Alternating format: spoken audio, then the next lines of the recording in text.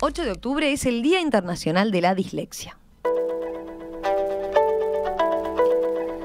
La dislexia es una dificultad, un trastorno del aprendizaje en la lectura y escritura. No es una enfermedad. Se calcula que alrededor de un 10% de la población mundial presenta dislexia, aunque no todos son diagnosticados. Por lo general se suele detectar a la niñez, aunque en algunos casos esto no sucede y aparece su diagnóstico cuando uno ya es adulto. ¿Cómo se diagnostica la dislexia? ¿Qué dificultades presenta este trastorno? ¿Cómo se los puede ayudar?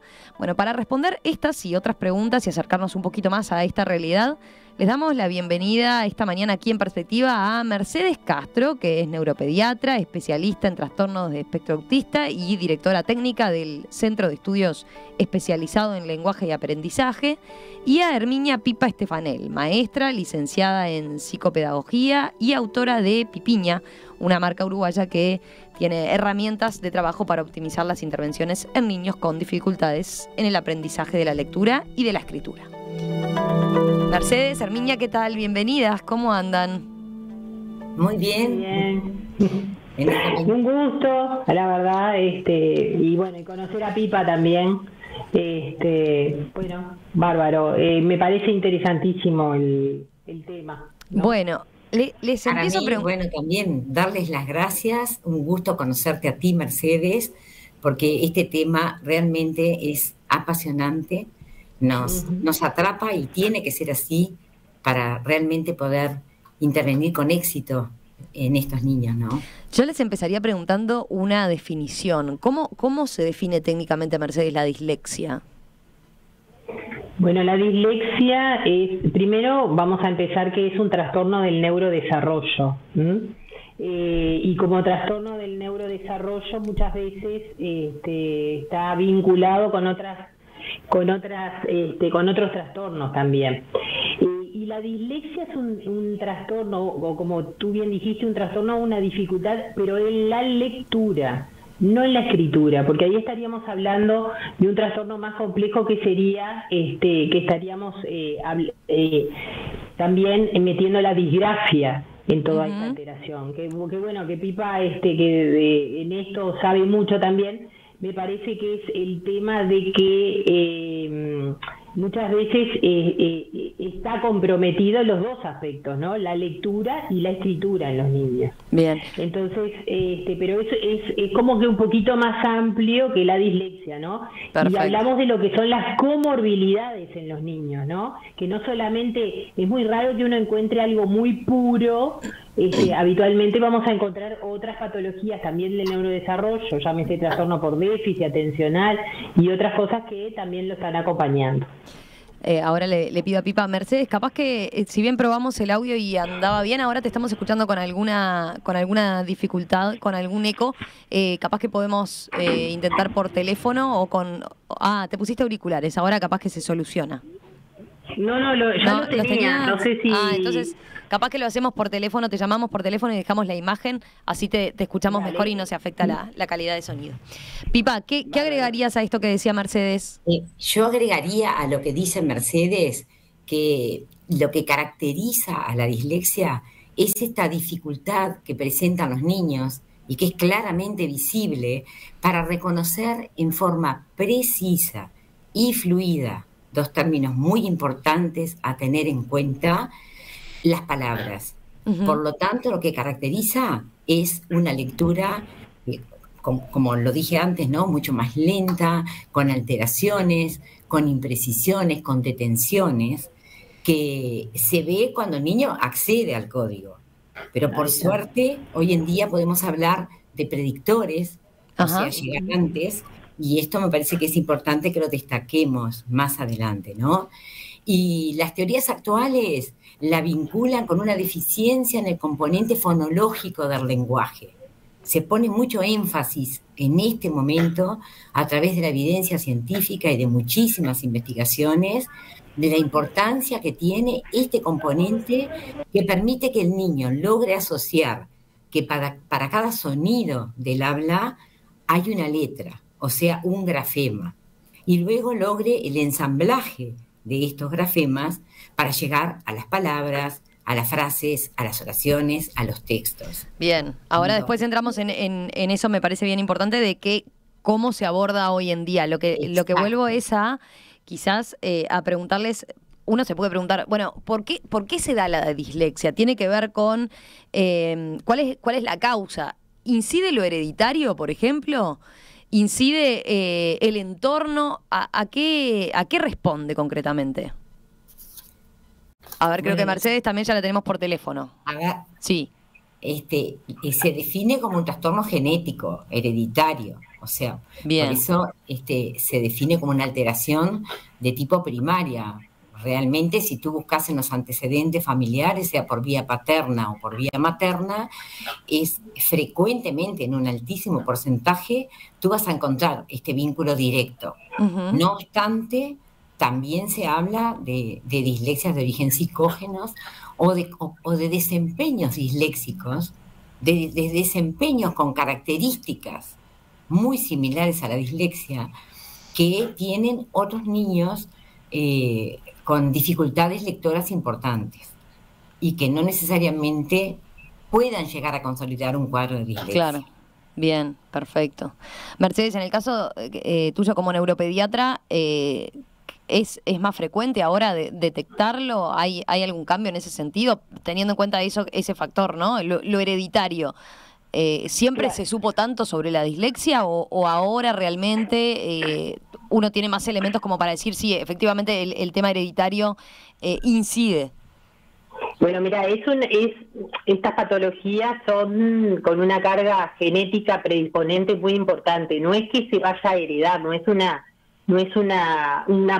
patología o un trastorno que se herede directamente. Sí hay una carga genética muy importante, ¿no? Hay genes diferentes que determinan, pero no hay un marcador genético que uno diga, bueno, porque el padre lo tiene, lo va a tener el hijo. Sí es altísima, como dijo Pipa, la predisposición que hay. Hay más porque se diagnostica mejor, ¿no? Antiguamente, digo, en la época mía, uno iba a la escuela y estaban los que no marchaban por un lado y los niños que funcionaban por otro, ¿no?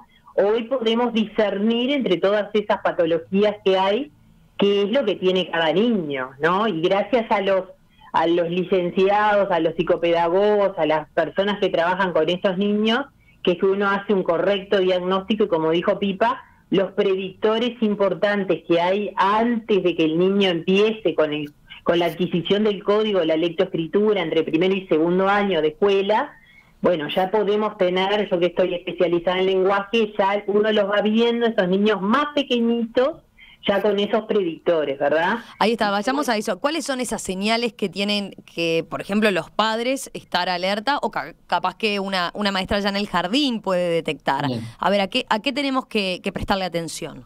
Yo quería agregar una cosita antes de llegar a este punto, Sí. y es que para hablar de dislexia es muy importante descartar trastornos en los órganos sensoriales, es decir, previamente tiene que haber un despistaje del oculista y del otorrino, que no haya problemas ni en la visión ni en la audición.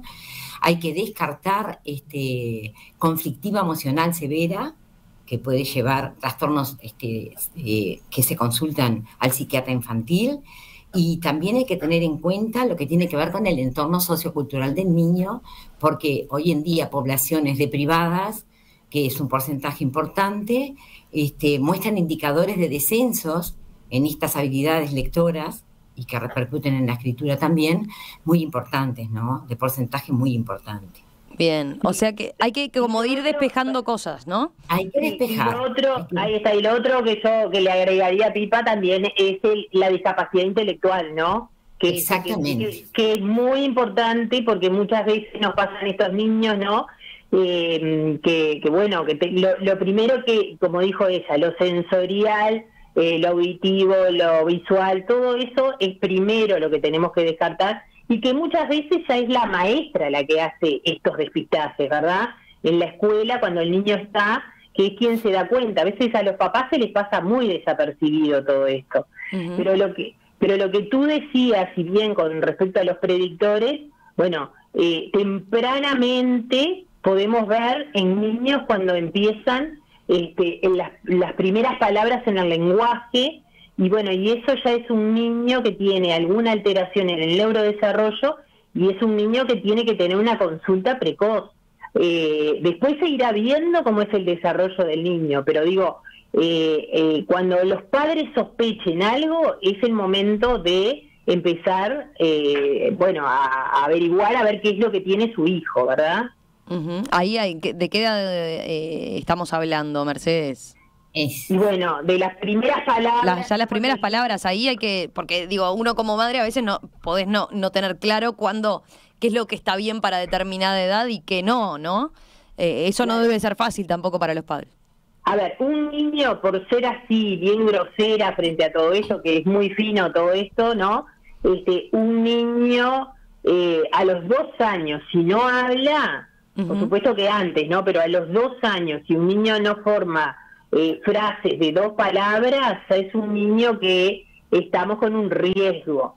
Entonces ahí los papás tendrían ya que empezar a consultar, no esperar más adelante, ya empezar ahí, porque nosotros vemos, justamente el otro día dando una clase me preguntaban qué era lo que los padres más despistan en los niños, y bueno, por lo que más consultan, y es cuando al niño no le aparece el lenguaje y la comunicación. Entonces ese lenguaje, cuando es tempranamente, ya son como esos predictores que te van marcando en el desarrollo, a ver qué es lo que va pasando.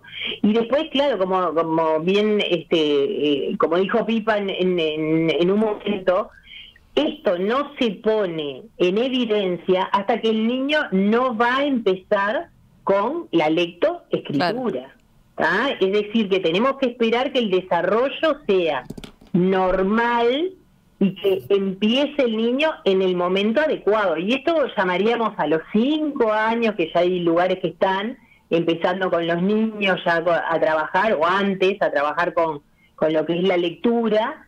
Y bueno, y ahí ya cuando el niño no capta y no puede, también, ¿no? A los padres le tendría que hacer como esos signos de alerta para, para consultar tempranamente. Bien, Pipa. Hay como otros signos de alertas, ¿no? Muy importantes para tener en cuenta a partir de los 3, 4 años, y es que los niños se muestran desinteresados por el mundo de las letras. En general, el niño es muy curioso y muy pronto diferencia números de letras. Y es muy común que una mamá vaya con su hijo por la calle y el niño empieza a preguntar, ¿qué dice acá? ¿Qué dice allá? O aprende de memoria, porque es una lectura logográfica, que la marca del auto, la marca de los championes.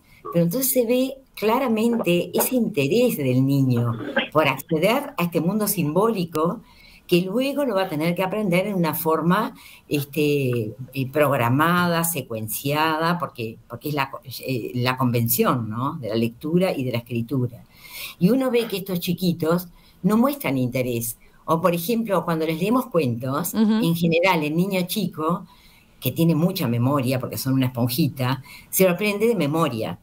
Y hace de cuenta después que sabe leer, y va pasando las hojas y va diciendo de memoria lo que tú le leíste previamente. O sea que aquí ya hay un enganche del niño con el mundo de las letras que es fundamental. Y esto es importante que los padres lo observen. En cuanto a los maestros, aparecen todos estos indicadores que Mercedes decía que son fundamentales y que tienen que ver con la función lenguaje, función primaria, sobre la cual se va a desarrollar las funciones secundarias, ¿no? De lectura y de escritura. Y los niños a los 4 años ya empiezan a reconocer las rimas, empiezan a reconocer sonido inicial de una palabra, sonido final de la palabra. Entonces todo esto que se hace en una forma muy lúdica, el maestro capta, que es el primer detector de salud, pero ¿qué niño queda por fuera? ¿O qué niño se distrae cuando estamos haciendo esto? ¿O qué niño queda como en blanco? Porque realmente es un mundo que le va a resultar inaccesible y por bastante tiempo. Tengo algunas preguntas de la audiencia. ¿Cómo diferenciar también lo que son problemas de dislexia de problemas de entorno social y educativo de no aprendizaje? No sé, Mercedes, ¿no? si querés hablar tú primero para no monopolizar. No, es una pregunta bien interesante, ¿no? Justamente ahora en estos momentos que estamos en épocas de pandemia, se ha visto que lo social, lo cultural y todo lo que tiene que ver con el niño en su vida, en su familia, lo que es la escuela, la falta de socialización, todo esto incide en lo que es el aprendizaje del niño. No sé, Pipa, tú, mientras voy pensando yo a ver qué aportes, ¿no? Porque realmente es un tema bien complejo ¿no? Sí, porque también, a ver, me pregunto, uno puede pensar a veces en la situación ideal de una familia, unos padres muy presentes con todos los recursos como para estar alerta a este tipo de cosas, ¿no? Exacto. Y con toda esa contención que le pueden dar al niño. Pero también puede darse en una familia donde justamente no estén las condiciones dadas en ese entorno como para que se detecte este tipo de trastornos, ¿no? Claro, es que es fundamental, como decía antes, la estimulación de la función lenguaje. Entonces, la relación es muy, muy importante, que plantea la pregunta que te llegó, porque en los medios de privados, generalmente, se usa simplemente el lenguaje de las órdenes, este lenguaje cotidiano de vamos a comer, te llevo a la escuela, trae la túnica o la mochila. En general no hay acceso a cuentos, no hay hábitos lectores en la familia. Esto es muy significativo. Cuando un niño desde chiquito ve que sus papás tienen como hábito y que lo ven a diario en su casa, existen los libros, se compran libros, van juntos a la librería, eligen qué material quieren tener en sus manos, es la base, es la función primaria, como dije antes. Entonces después es muy fácil el despistaje de que si esta dificultad es específica o no, o esa consecuencia de la falta de desarrollo de estas funciones, ¿no? Previas. Yo quería agregar algo ahora un poco reflexiva frente a todo esto, ¿no? Porque el tema del lenguaje, y yo que estoy especializada con niños con autismo, es todo un tema de la falta de comunicación que existe más allá del lenguaje. Entonces, ¿qué llamamos? ¿Qué hablamos con lenguaje y comunicación? Porque el lenguaje, como bien dice Pipa, la estimulación es fundamental en todos los aspectos, pero cuando a veces ni siquiera estamos en lo previo a lo que es el lenguaje oral, ¿no? Y cuando los padres no los miran a los niños y no tenemos contacto y no estamos con un déficit tan importante. Entonces, los medios de privados, tanto sociales como culturalmente, van a tener un impacto muy severo con respecto a todo lo que es lo cognitivo y lo que es el lenguaje. Entonces, poder llegar a hacer un diagnóstico específico del aprendizaje está complicado. A mí me está pasando ahora en estos momentos que me planteo si es momento de reevaluar o evaluar a los niños. Digo, me está pasando en la consulta esto, porque por el momento histórico en el cual estamos viviendo, de lo que es la pandemia, me queda la duda cuántos niños realmente faltó el estímulo. Bien se sabe que aunque el estímulo no esté, el niño va a estar deprivado de muchas cosas. Entonces, es tan importante, la estimulación, que es un factor fundamental para que los niños avancen. Y en estos momentos, muchos niños carecieron de toda esa estimulación. Entonces, estamos, por eso a mí me quedó resonando como esta pregunta, porque estamos en un momento bien complicado. No sé si, Pipa, tú opinás lo mismo, pero para mí estamos en un momento sumamente complejo de lo que es el aprendizaje de los niños. Es real. esto que tú estás planteando, Mercedes, nosotros lo hablamos todos los días en el equipo. Yo trabajo en un equipo interdisciplinario acá en Paysandú, en Centro Moirú, y realmente es una preocupación, pero es como un síntoma nuevo y diferente a lo que es la dislexia en sí. Ajá. Que es del síndrome que estamos hablando hoy y el tema que nos convoca. Volviendo al tema de la dislexia, el poder diagnosticarla y el poder diagnosticarla a tiempo y el poder intervenir tempranamente nos permite ganar en esa plasticidad cerebral que tiene el niño y que le va a posibilitar mejorar y acceder a una lectura más precisa y más fluida, como dije al principio. ¿Por qué? Porque llegamos antes. ¿Y qué caracteriza este síndrome? Que en lo cualitativo hay un funcionamiento que es totalmente diferente al de cualquier lector, aun cuando se trate de un descenso en la función lectora. Porque aparecen claros indicadores en cuanto al tipo de confusión de letras que hacen, en cuanto al tipo de alteración que aparece en las palabras, en cuanto a la organización incluso lingüística que hacen, y que esto se refleja directamente en la escritura, porque la escritura es reflejo de lo que está sucediendo en el interior del cerebro de ese niño, el cual está codificando erróneamente estímulos que los lectores normales codificamos bien. Por ejemplo, la confusión de las vocales, la confusión de las letras que le llamamos antitrópicas, la D con la B, la P con la Q, la confusión de la M con la N, confundir palabras semejantes, por ejemplo, leer camión donde dice camino, madera donde dice madre. O sea, hay una cantidad de indicadores que a lo largo de los años uno ha ido registrando. Entonces, como que al diagnóstico de dislexia, el equipo llega. Hoy, pospandemia, también llega. Y por suerte llegamos antes. ¿Por qué? Porque en estos años, en estos últimos 10 años, la cantidad de investigaciones, la evidencia científica, nos ha dado mucho material.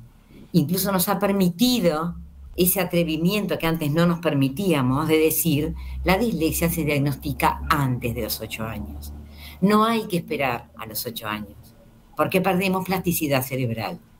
Los niños hoy están escolarizados muy tempranamente, están enfrentados a las letras, como dije al principio, muy tempranamente, y si bien el proceso de adquisición de la lectura es difícil, el niño que va a ser un lector normal o que transita el camino hacia ser un lector normal, lo cumple como un proceso natural y lo aprende más allá de las instituciones, de los padres, de los maestros, etcétera.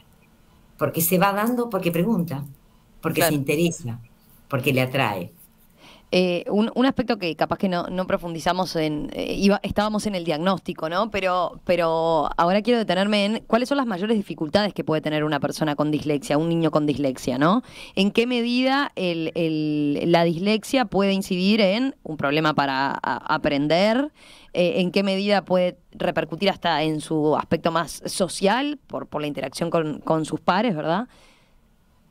Mira, yo creo que es un problema para el niño y para su familia, porque hay una frase que decía el doctor Michel Aviv, que a mí me quedó grabada, que es como una ducha de agua helada que te cae en el momento menos pensado, porque muchos de estos niños tienen un desarrollo completamente y aparentemente normal, y cuando llegan al momento de mostrar que aprenden a leer y a escribir, no pueden hacerlo, a pesar de los predictores, pero muchas veces estos predictores se escapan a la vista. Hay que buscarlos y hay que saber buscarlos.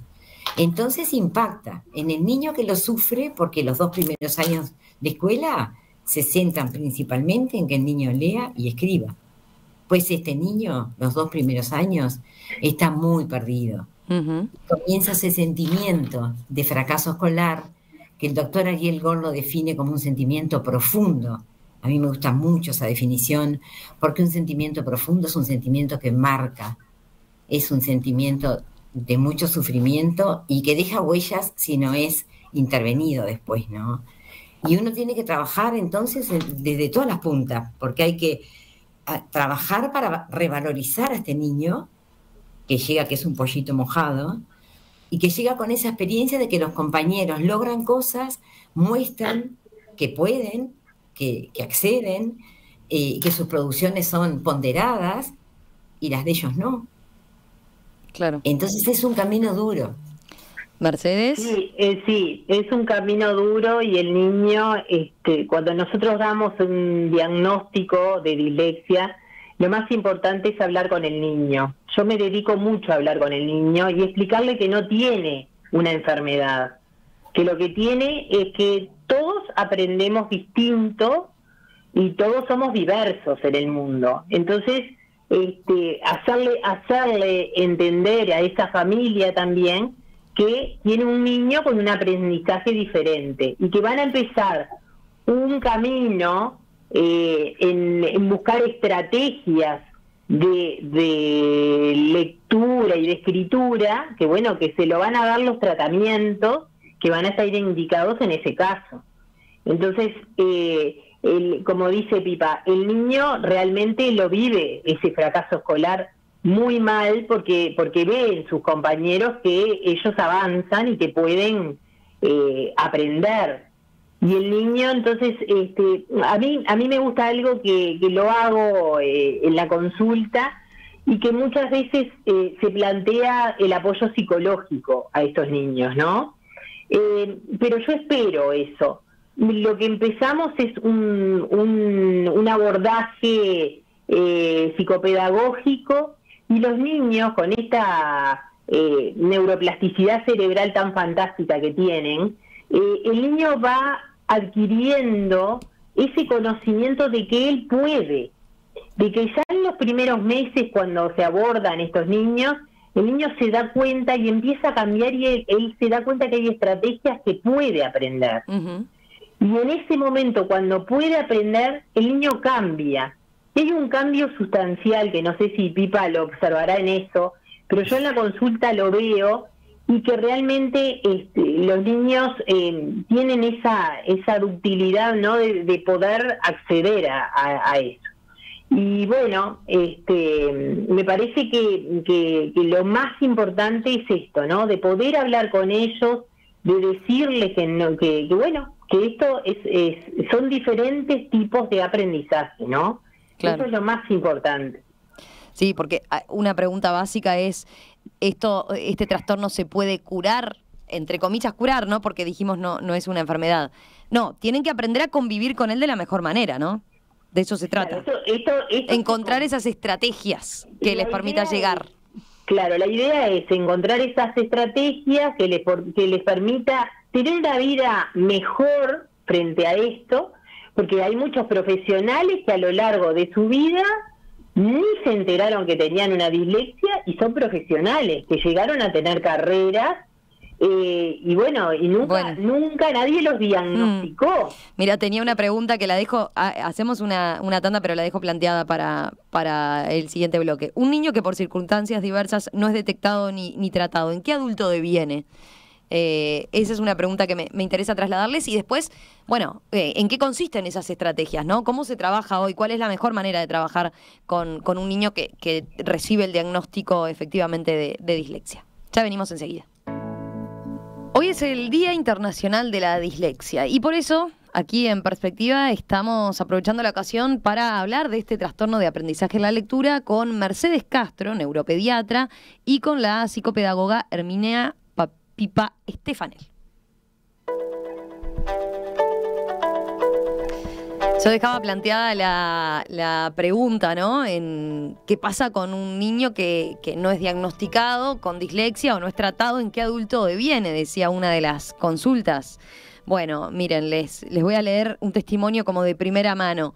Karina dice: tengo 46 años, me diagnosticaron dislexia, nunca me trataron, soy abogada, todo me costó el doble. Mi hija tiene dislexia, la trato desde que es chiquita.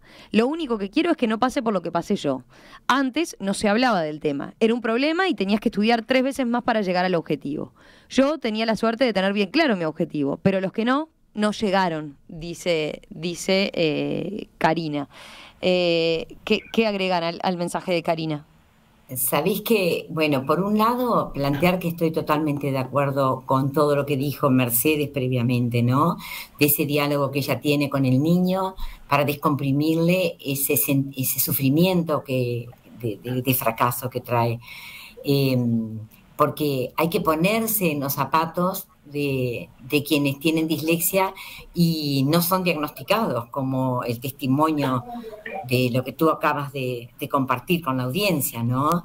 Porque este niño que no aprende es antes que nada un niño que sufre, como dije antes, sufre por saberse diferente, incomprendido, porque muchas veces se lo trata de haragán, se lo trata de vago, de que no quiere hacer las cosas, de que deja todo para después, porque además dentro de estas comorbilidades generalmente aparece la desorganización en el niño disléxico. Entonces es un niño que se olvida de lo que tiene que hacer, que pierde las cosas. Bueno, no le pasa solamente esto específico que tiene que ver con las letras, ¿no? Entonces, con más razón es que tenemos que estar muy cerca de él. Tenemos que ayudarlo y convencerlo de que puede. ¿Cómo? Como dijo esta persona, él necesita hacer el triple de esfuerzo. El tema es que se preste, que acepte esta invitación. Y para esto que tenemos que engancharlos. Para engancharlos tenemos que ofrecerles propuestas que sean atractivas. No podemos que más de lo mismo. A ver, ustedes como para hacer esta primera pregunta bien sencilla, ustedes como especialistas en el tema, ¿cómo trabajan ante un diagnóstico, ¿no?, de dislexia? Sí. ¿Qué es lo primero que, Mercedes hablaba hoy del diseño de estrategias, qué es lo primero que se hace con el niño? Porque imagino que implica un trabajo de todo el equipo, ¿no?, de especialistas como ustedes, de la maestra en el aula, de los padres en la casa. ¿Cómo se aborda? El triángulo familia, institución educativa y técnico o técnicos que lo tratan, tienen que estar muy aceitados. Si las 3 puntas no convergen en el tratamiento, generalmente el tratamiento es menos exitoso.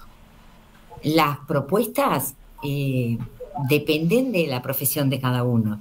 En mi caso particular, como psicopedagoga, y como tú lo planteaste cuando me presentaste, convencida de que tiene que ser una invitación a un trabajo con un formato diferente, siempre inventé juegos y la propuesta fue con un enfoque muy lúdico. Tal es así que mi eslogan es: jugando leemos, leyendo jugamos. No era, tenemos que leer más, porque cuanto más leas, mejor va a ser la evolución, y tenemos que escribir más con un formato escolar de cuaderno y lápiz para que mejores. Evidentemente que esto se intercalaba, ¿no? Porque yo necesitaba que el niño lea. Era el objetivo fundamental. Yo quería que él leyera y él tenía que querer leer. Pero para lograrlo, la invitación tenía que ser con algo que se entregara, que pasara un buen momento, que le resultara gratificante y que los dos, tanto ellos como nosotros los mediadores, nos divirtiéramos. No podía ser un momento de sufrimiento bajo ningún aspecto. Tenía que haber. Me encanta lo que dice Pipa con respecto a lo lúdico, ¿no? Porque el niño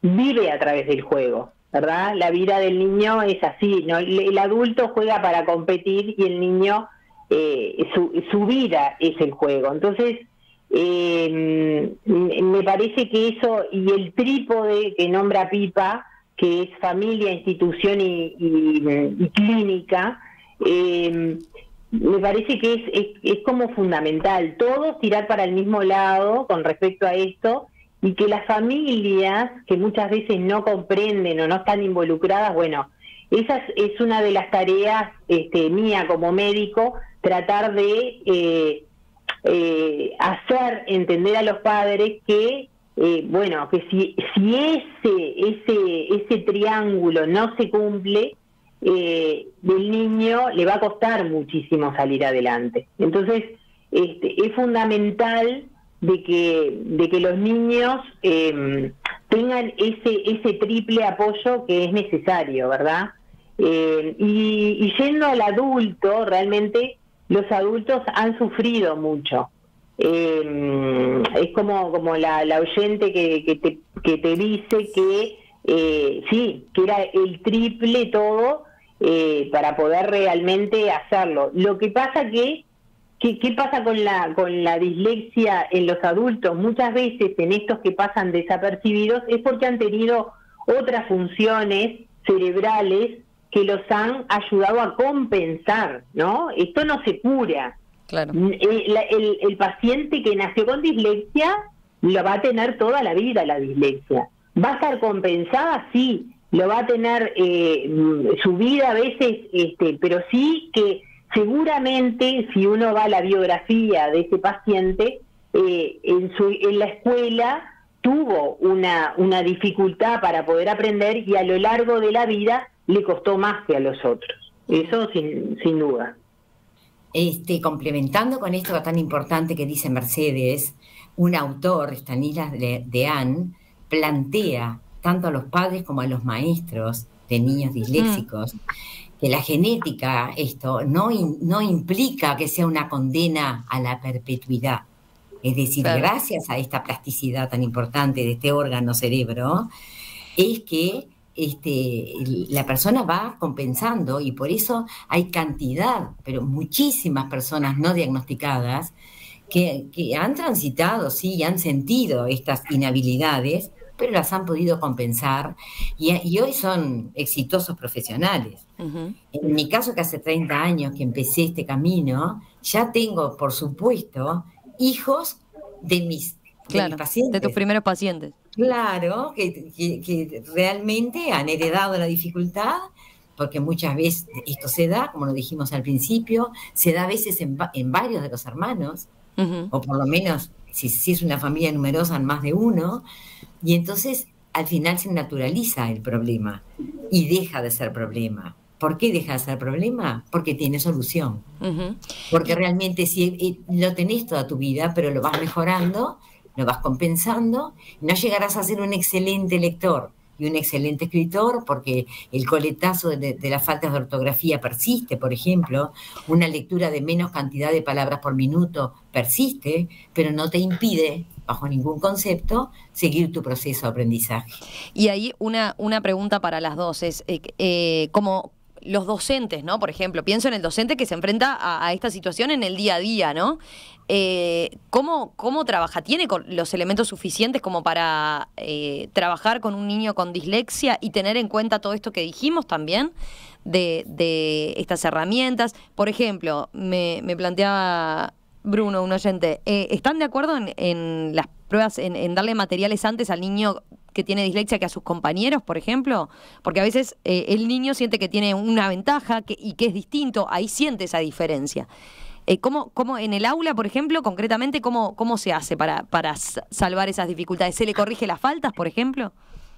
En el aula hay facilitadores. Nosotras hacemos recomendaciones. Cuando junto a un diagnóstico van las recomendaciones. Las recomendaciones, algunas son de sentido común, pero no siempre se tienen en cuenta.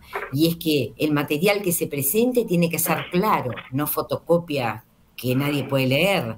Tiene que ser con una letra más grande, tiene que ser con un interlineado que significativo, que el niño realmente no se pierda cuando va de un renglón al otro. Tiene que ser un mediador que potencie este rol de que cuando intervenís lo escuchás al niño, lo mirás, estás atenta a sus necesidades, porque realmente él necesita de esta mediación. Es decir, es tener cintura.